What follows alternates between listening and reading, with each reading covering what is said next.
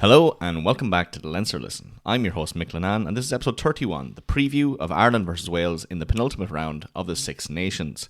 The topics we'll discuss today are the Six Nations game predictions, details of our games, team lineups, score and man of the match prediction, and then a discussion point on quick fire rugby news.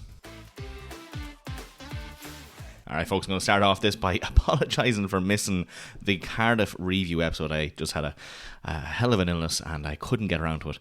And sure, look, you wouldn't have wanted to hear me with me all sore throat giving you this episode. So we're kicking straight off into the Six Nations here, back with Ireland. And it's Ireland versus Wales. You know, sure, look, it's going to be a cracker of a game. It's in the Aviva. Can't wait.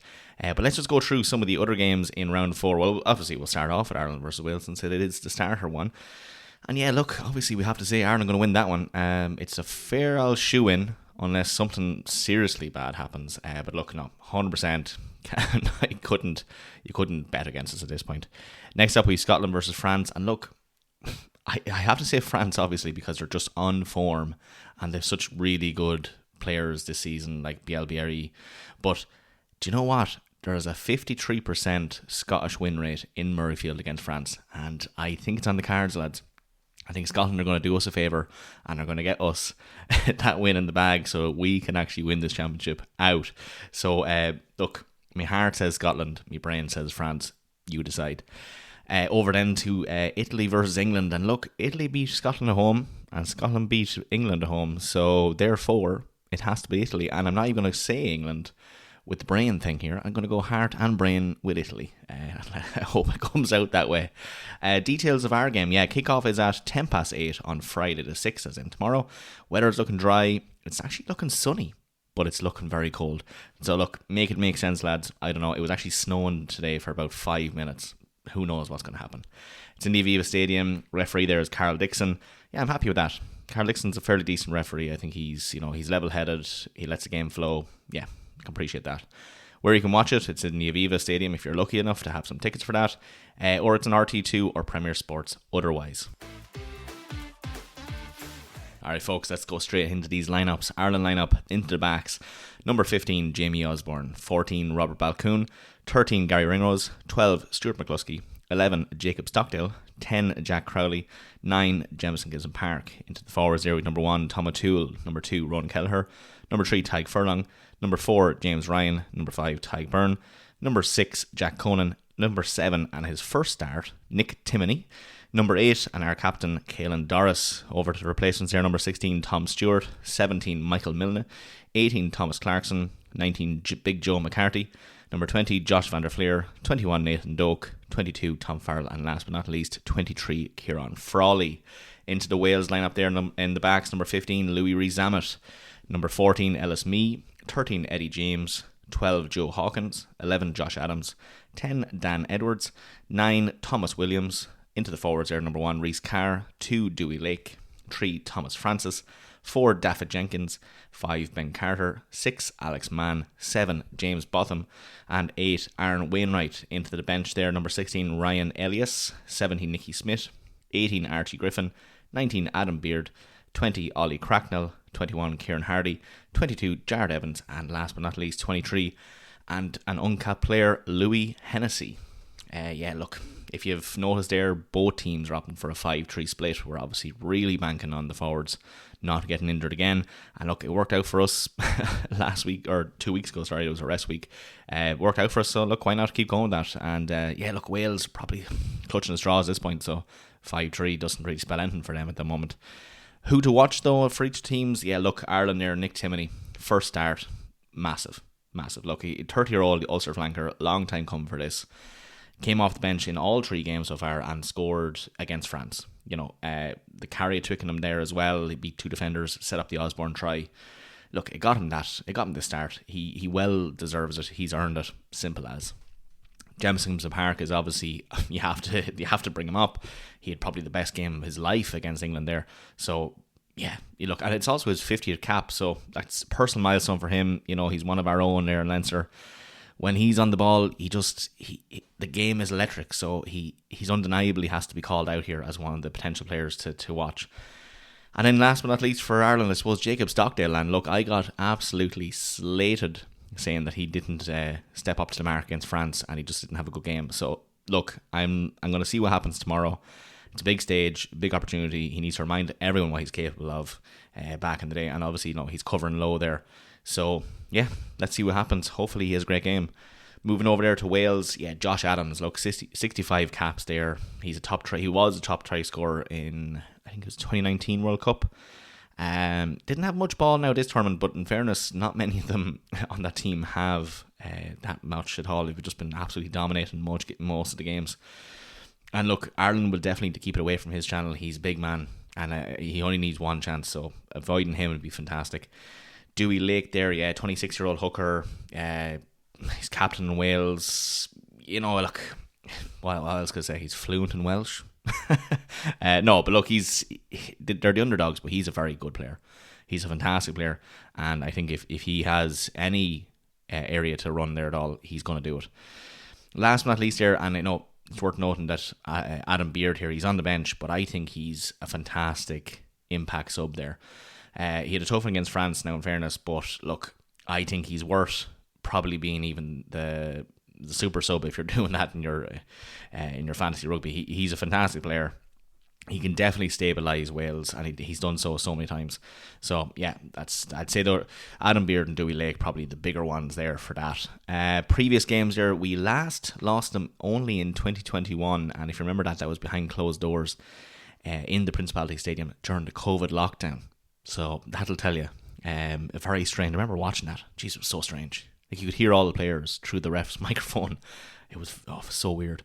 They actually beat us 21-16 that time. So just to add to our depression that we had during the COVID lockdown, we had to go and lose to Wales behind closed doors. Anyway, going into tomorrow's match, look, the bookies have us 10-11 on with a -25 handicap, which, look, does not say much there for Wales.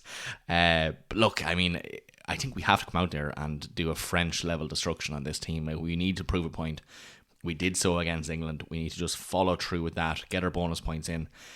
So I even think, coming into the first 30 minutes, we'll probably be 21 points ahead. I honestly do. And I'd say if I was to give a score there, I'll say we'll finish at +27. And, they might put 2 on our side, though. So I'll say 39-12 to Ireland. Yeah, fair enough. That'll probably work. Man of the match, I'm actually going to say Nick Timoney. Yeah. Either that or Dempsey goes in Park, but I'd say they'll probably give it to Nick Timoney. If he plays half as decently as he has done when he came off the bench for the full 80 minutes, well, obviously he won't play the full 80 minutes. Well, maybe he will. But if he does so, he has to be a shoe-in for that man of the match position. So, yeah, here's hoping. Alright folks, a little bit of a different discussion point this time. I'm just going to go through some quick Fire Rugby news, give my little opinion on each of them. So I've compiled a what I'd say is probably fairly new news for us here, and hopefully it sparks a bit of interest here. So we'll start off with Dave Rennie, named as the All Blacks head coach. Yeah, if you remember, he's the Wallabies coach there previously. Fantastic signing for them, I think. He's going to be revolutionary for that. So yeah, looking forward to see how that goes. There was a next one there is a Saracens link with Andy Farrell as coach after World Cup. They actually had to come out and deny that publicly with a post, but I don't think where there's smoke, there's a little bit of fire, and sure wouldn't he only love to be going over to the club where Owen was. So look, I can probably see it. I can probably see it. Another point there, Swansea Council have launched a legal action against the WRU to try block the culling of ospreys, and rightly so. That has been an absolute shambles. It's going to affect the RC, it's going to affect obviously the Welsh rugby scene as a whole. It's going to affect there's going to be mass layoffs obviously for those professional teams, but also there'll be a lot of people just saying, you know what, I'm done, I'm not going to retire now. So yeah, rightly so. Six Nations trophy burnt to a crisp. Yeah, I'm fairly sure they did, and it was in Ireland. It was in Ireland. It was a car fire, and yeah, it's burnt. It's absolutely destroyed. If you saw the picture of it, a shell of a trophy as it was. So they'll have to replace that after the Six Nations. I don't know what they're actually going to give out this time. Probably just a heap of cans of Guinness or something. But yeah, I suppose we'll literally do everything to avoid France having that. So yeah, that's gone. A big one here, Luke McGrath. Yeah, Jesus Christ, Luke McGrath gone to Perpignan. That's sad. I know. I love Luke McGrath. He's such a fantastic player. But look, in fairness, he never gets played. So I think I'm fairly sure I said this one of the episodes that he might be a flight risk. I'll have to go back and listen to a few of them. But look, that's shocking. I'm really sad to hear that. Yeah, look, anyway, Perpignan, all these players are just a mass exodus from Leinster. What are we doing, lads? Jeez, we need to get some of these back. Next point there, Wayne Pivac to coach Benetton next season. Yeah, look, jeez, former Welsh coach, did a fairly good job. Apart from that, yeah, well, we won't bash him. Yeah, we won't bash him. Hopefully he does well in Benetton, and Benetton are a great team. I might try to go over to some of those games over in Italy now. I was been to Parma. Jeez, there's some crack over in Parma there. It was one of the Leinster. It was Leinster versus Parma, obviously. But those Italians know how to party, lads. The games over there are such an electric atmosphere. It's so nice. It's fairly community driven. There's like discos outside the stadiums. There's loads of beer tents, loads of food markets. So yeah, look. I moved away from Wayne Pivac. There. Yeah, Wayne Pivac is now the coach next season for Benetton, so all the best for him there. Rugby World Cup 2020's ticket sales have hit 750,000 of them snapped up already. That is a huge number. It's going to be electric, and obviously that opener being Australia versus New Zealand, so you couldn't have wrote a better start for that. Looking forward to that coming up next year. A big one here, Stuart Hogg has been stripped of his MBE, and rightly so, and that's all I was saying on that one. Province flanker Guillaume Piazzoli, he has been banned for 19 weeks for his knee to the head foul play, and if you haven't seen it, go and watch that clip. It is atrocious, and he deserves every little bit of it. I think he is actually, after getting 5 red cards in nearly as many seasons, so he's 6 seasons and he has 5 red cards, so I'd say that lad might just want to retire if he's up to that crack anymore. And last but not least, Ron Nagara sacked by La Rochelle. No, sorry, I just wanted that to happen. No, sorry, that was a fake one. Okay. Who knows? All right, folks, that's her. Once again, if you haven't followed us on social media, please do. Fairly, active on Instagram. I could be a little bit better, but if I get more followers, who knows? I might just do a little bit more effort on that. But as always, please drop some comments. Love to hear your feedback. I want to try and improve this as much as possible for you, since you are the ones listening to it, and I appreciate you all. Look, hope everyone has a good time watching the game, and if you're at the game in the Aviva, I'm very jealous, but look, enjoy it all the same. As always, folks, thanks for listening.